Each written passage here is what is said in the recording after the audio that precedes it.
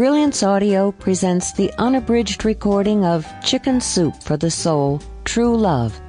29 stories about proposals, weddings, and keeping love alive. By Jack Canfield, Mark Victor Hansen, and Amy Newmark. Foreword by Christy Yamaguchi and Brett Hedekin. Performed by Sherry Slater and Dan John Miller. Foreword. Everyone enjoys a great love story, so we were excited about being a part of the Chicken Soup for the Soul family for this wonderful book of true love stories. This is not my first time in a Chicken Soup for the Soul book. I had a story about my early years as an athlete in Chicken Soup for the Preteen Soul, too. And my mom had a story about my skating career in Chicken Soup for the Sports Fan's Soul. Skating is great. But true love is even better. After all, it's something we all strive for, and most of us achieve it at some point in our lives. Brett and I are fortunate to have it all.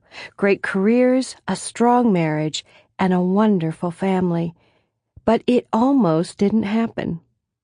We met at the 1992 Olympics when I was playing for the U.S. hockey team, and Christy was figure skating for the U.S.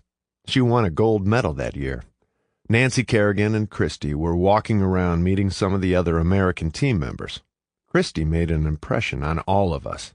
She was just excited to be there and happy to be watching the hockey team and the players and be a part of it.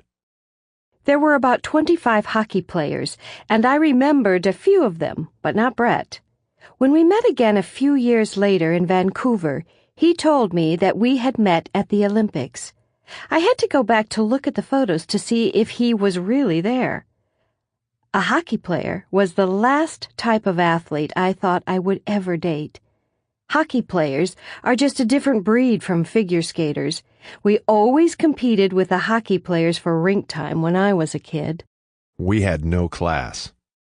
It was pretty funny because when we were reintroduced, one of my choreographers was with me. And he said there was this cute guy who kept looking over at me. I was so embarrassed, as if I was transported back to grade school. We dated for about 3 years before Brett proposed.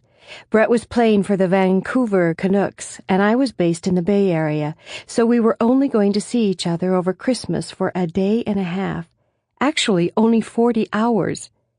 Brett called me and said he had missed his flight. Sample complete. Ready to continue?